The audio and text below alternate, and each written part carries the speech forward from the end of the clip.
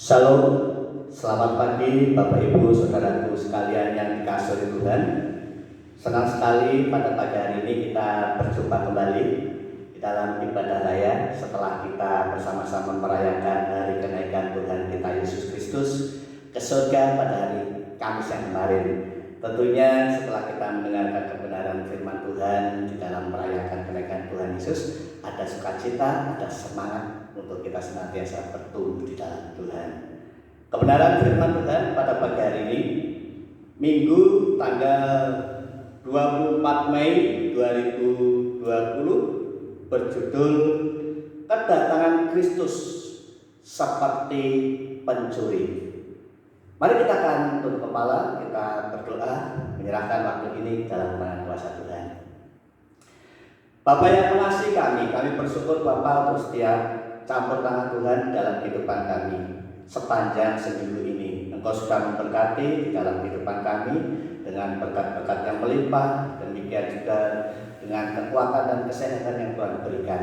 Sehingga pada pagi hari ini Bapak, kami rindu untuk mendengarkan kebenaran firman. Berkati kami semua Bapak, baik sedang jemaat-Mu dan dimanapun saudara-saudara kami yang mendengarkan pada saat ini, biarlah Tuhan akan memberkati mereka semuanya melalui kebenaran firman ini Bapak. Di dalam nama Tuhan Yesus kami berdoa dan mengucap syukur. Amin. Mari kita akan membuka bersama-sama di dalam suratnya Rasul Paulus kepada jemaat yang ada di Tesalonika. 1 Tesalonika pasal yang kelima ayat yang pertama sampai dengan ayat yang ke-11. Di dalam nats ini perikop berjudul berjaga-jaga. Bapak Ibu Saudara yang dikasihi oleh Tuhan, kalau kita membaca keseluruhan ayat di dalam ayat yang pertama sampai dengan ayat yang ke-11, nanti Bapak Ibu Saudara akan menemukan bahwa di dalam nas ini Alkitab menjelaskan bahwa kedatangan Tuhan Yesus Kristus yang kedua kalinya digambarkan seperti seorang pencuri pada malam hari. Di sana Bapak Ibu Saudara bisa menemukan di dalam ayat yang kedua, artinya bahwa kedatangan Kristus yang kedua kalinya itu secara tiba-tiba dan tidak bisa diperkirakan kapan waktunya. Kemudian di dalam ayat yang ke-9, Rasul Paulus menjelaskan bahwa karena Allah tidak menetapkan kita untuk ditimpa muka, tetapi untuk beroleh keselamatan oleh Kristus Yesus. Dengan demikian Bapak Ibu Saudara yang dikasihi oleh Tuhan, meskipun hari Tuhan ataupun kedatangan Tuhan kapan dan waktunya kita tidak mengerti, dan Allah telah menetapkan kita untuk menerima keselamatan, itu bukan berarti kita tidak berjaga-jaga. Itu bukan berarti bahwa kita tidak waspada di dalam menyambut kedatangan Tuhan Yesus ke dunia untuk yang kedua kalinya.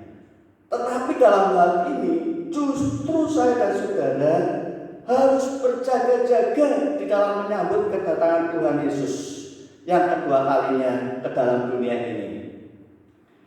Firman Tuhan saat ini mengajarkan kepada kita tentang sikap hati di dalam menyambut kedatangan Tuhan Yesus Kristus ke dunia ini untuk yang kedua kalinya.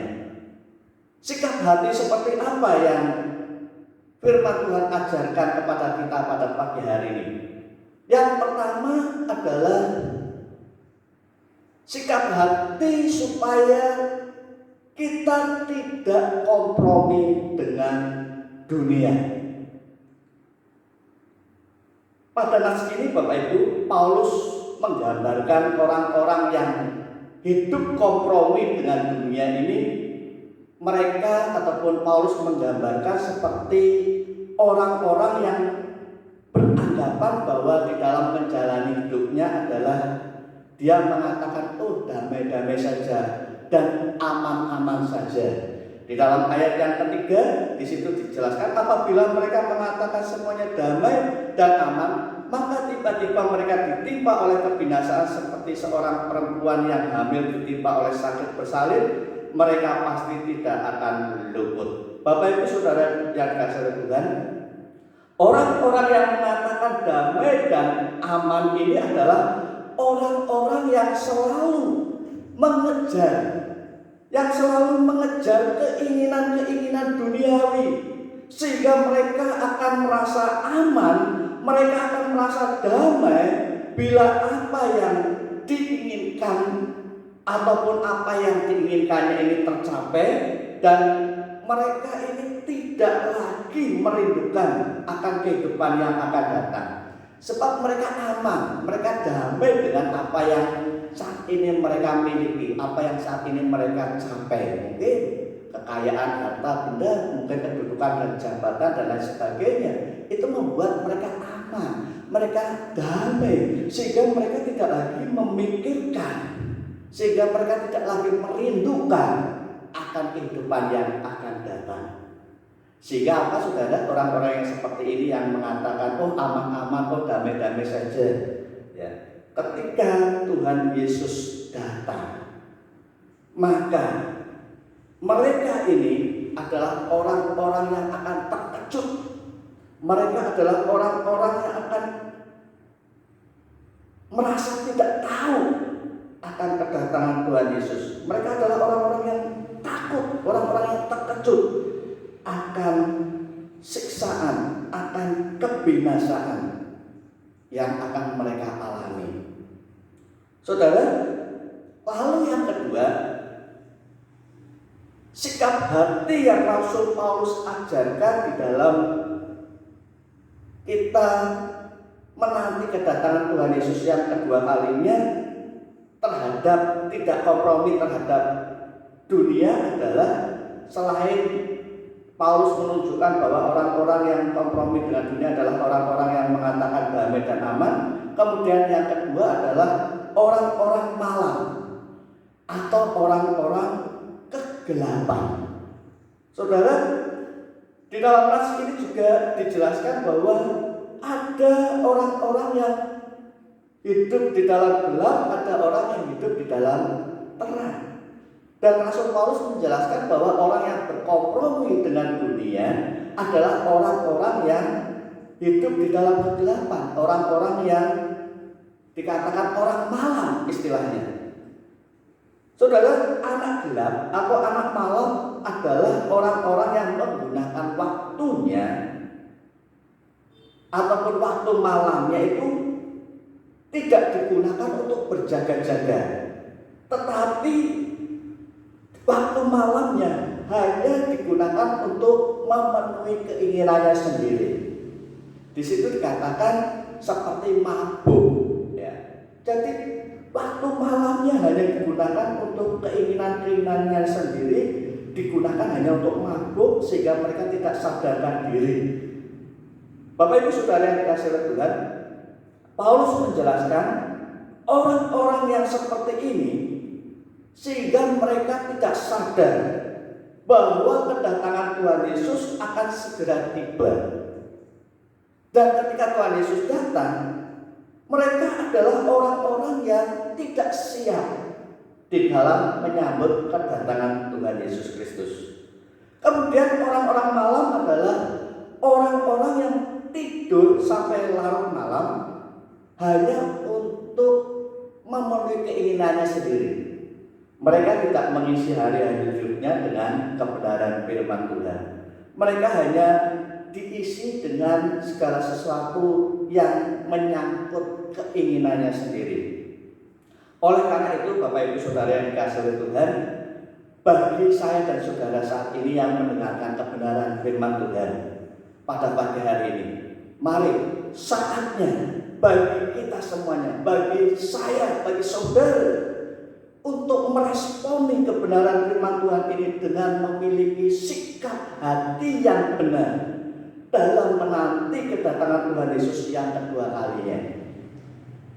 Adapun sikap hati yang benar yang diajarkan oleh Paulus yang sudah kita dengar yang pertama yang tadi adalah tidak kompromi dengan dunia. Sebab Rasul Paulus di dalam suratnya juga menuliskan kesudahan mereka ialah kebinasaan. Tuhan mereka ialah perut mereka. Kemuliaan mereka ialah aib mereka. Pikiran mereka semata-mata tertuju kepada perkara duniawi. Oleh karena itu, saya dan saudara sebagai umat Tuhan, mari hal ini kita disadarkan.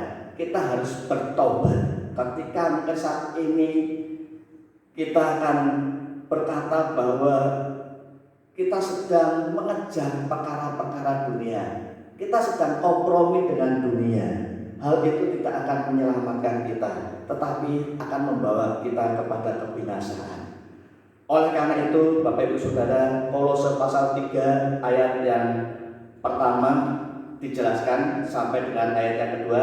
Karena itu, kalau kamu dibangkitkan bersama-sama dengan Kristus, carilah perkara yang di atas, di mana Kristus ada, duduk di sebelah kanan Allah. Kemudian ayat yang kedua, Kolose pasal 3 ayat yang kedua, pikirkanlah perkara-perkara yang di atas, bukan yang di bumi. Kesempatan bagi kita, mumpung masih ada waktu bagi kita, mari kita akan memikirkan perkara-perkara yang di atas, bukan yang di bumi. Dan ketika Tuhan Yesus datang, kita tidak menjadi orang-orang yang tidak siap, tetapi kita menjadi orang-orang yang siap. Kemudian yang kedua, jadilah sebagai anak-anak terang, bukan menjadi anak-anak gelap. Di dalam firman Tuhan dikatakan bahwasanya memang dahulu kamu adalah kegelapan, tetapi sekarang kamu adalah terang di dalam Tuhan. Sebab itu hiduplah sebagai anak-anak terang. Hal ini ditulis di dalam suratnya Rasul Paulus kepada jemaat yang ada di Efesus, di dalam pasal yang kelima, saudara. Nanti Bapak Ibu Saudara bisa membaca di dalam Efesus pasal yang kelima, ayat yang ke-8 sampai dengan ayat yang ke-9. Karena terang hanya berbuahkan kebaikan dan keadilan dan kebenaran. Jadi dalam hal ini, di dalam hidup kita, sikap kita di dalam menaati kedatangan Tuhan, jadilah anak-anak terang. Jadilah anak-anak yang senantiasa patuh dan taat terhadap kehendak Tuhan, terhadap perintah Allah, serta melakukan apa yang menjadi kehendak Allah di dalam hidup kita. Maka saudara, kita akan bersama-sama dengan Allah, dan Kristus akan mengasihi saya dan saudara. Dan saat dimana Kristus datang dan kita kedapatan setia, maka kita akan bersama-sama diangkat bersama-sama dengan Kristus ke langit baru dan bumi baru. Kiranya firman Tuhan ini akan memberkati saya dan saudara dan akan meneguhkan di dalam kehidupan kita. Mari kita angkat kepala, kita berdoa untuk mengucap syukur untuk setiap kebenaran firman Tuhan pada pagi hari ini. Bapa di dalam surga, Allah yang kami sembah, di dalam nama Tuhan kami Yesus Kristus, kami mengucap syukur dan terima kasih Bapa untuk kebenaran firman-Mu, di mana ketika kami hidup saat ini kami sedang menanti kedatangan Tuhan Yesus. Tuhan Yesus yang kedua kalinya, firman Tuhan menggambarkan bahwa kedatangan Tuhan Yesus seperti seorang pencuri. Oleh karena itu Tuhan, Engkau mengajarkan kepada kami untuk memiliki sikap hati yang benar di dalam menanti kedatangan Kristus Yesus, yaitu kami diajarkan untuk menjadi orang-orang yang senantiasa tidak kompromi dengan dunia, dan kami diajarkan Tuhan untuk tidak hidup di dalam kegelapan, tetapi akan menjadi orang-orang yang sudah Tuhan berikan menjadi orang-orang yang hidup di dalam terang Tuhan. Terima kasih Bapa, terima kasih Tuhan Yesus. Berkati Bapa untuk seluruh sidang jemaat-Mu, demikian juga untuk setiap orang-orang yang mendengarkan kebenaran firman-Mu saat ini dimanapun mereka berada. Terima kasih Bapa. Sebelum kami mengakhiri kebenaran firman-Mu saat ini, kami mau menyerahkan Bapa untuk setiap kehidupan seluruh sidang jemaat-Mu. Kami berdoa Bapa untuk kehidupan dan penghidupan seluruh sidang jemaat-Mu, baik yang saat ini Bapa mereka berdagang, bertani, sebagai pegawai negeri maupun swasta. Demikian juga saat ini yang mereka sedang menanti pekerjaan, sedang merindukan suatu pekerjaan. Kiranya Tuhan akan buka jalan bagi mereka. Kami menyerahkan juga Bapak untuk seluruh sidang jemaat, untuk jemaat yang saat ini berada di luar kota karena sedang menjalankan tugasnya. Tuhan akan memberkati mereka. Kami juga berdoa Bapak untuk gereja di tempat ini. Kami percaya Tuhan dengan adanya pandemi corona, seluruh sidang jemaat akan tetap setia, akan tetap bertumbuh di dalam Tuhan. Meskipun saat ini kegiatan gereja ada beberapa yang tidak bisa kami lakukan, namun kami percaya Tuhan bahwa Tuhan akan memberkati gereja di tempat ini. Kami juga menyerahkan untuk program dan anggaran gereja-Mu Bapak. Kami bersyukur Tuhan, meskipun keadaan yang seperti ini, tetapi Tuhan sudah memberkati gereja-Mu ini Bapak. Demikian juga kami menyerahkan untuk seluruh sidang jemaat-Mu yang saat ini sedang mengalami sakit karena kelemahan tubuh. Tuhan senantiasa akan sembuhkan mereka, pulihkan mereka Tuhan dengan kuasa dan mujizat-Mu. Kami juga menyerahkan Bapak untuk sidang jemaat-Mu yang lanjut usia. Kami tahu Tuhan keterbatasan fisik mereka sehingga mereka tidak bisa secara maksimal untuk beribadah kepada-Mu. Tetapi mereka akan bertumbuh terus di dalam Tuhan dan akan senantiasa memiliki pengharapan yang baru di dalam Tuhan. Karena keselamatan hanya ada di dalam Tuhan Yesus Kristus. Kami juga menyerahkan untuk anak-anak-Mu yang masih sekolah, baik yang dari TK sampai dengan perguruan tinggi, yang saat ini Bapak di dalam menghadapi pandemi corona mereka harus belajar di rumah. Tetapi kami percaya Tuhan Engkau akan memberkati kehidupan anak-anak-Mu Tuhan, sehingga mereka akan menjadi anak-anak yang sukses, anak-anak yang pintar, anak-anak yang cerdas. Bapak, kami juga berdoa Bapak untuk bangsa dan negara kami di dalam menghadapi pandemi corona ini Tuhan. Kami percaya Tuhan Engkau akan memberikan hikmat bagi pemimpin kami sehingga mampu Tuhan untuk bekerja sama menyelesaikan pandemi corona ini, sehingga virus corona akan segera berakhir Bapak di bumi Indonesia, sehingga di segala sektor akan kembali normal, perekonomian akan kembali normal. Terima kasih Bapak, berkati Bapak untuk seluruh sidang jemaat-Mu. Demikian juga Bapak menyerahkan bagi sidang jemaat yang berulang tahun. Tuhan akan memberikan kekuatan bagi anak-anak-Mu. Dengan bertambahnya umur Tuhan, mereka akan senantiasa setia di dalam Tuhan, akan setia melayani Tuhan. Oleh karena itu Bapak, biarlah anak-anak-Mu ini yang berulang tahun akan memiliki sukacita, akan senantiasa bertumbuh di dalam Tuhan bersama dengan keluarga. Terima kasih Bapak, dalam nama Tuhan Yesus kami berdoa dan mengucap syukur. Haleluya. Amin. Kita akan bertemu kembali di dalam acara ibadah doa pada hari Rabu esok. Tuhan memberkati kita semuanya. Haleluya.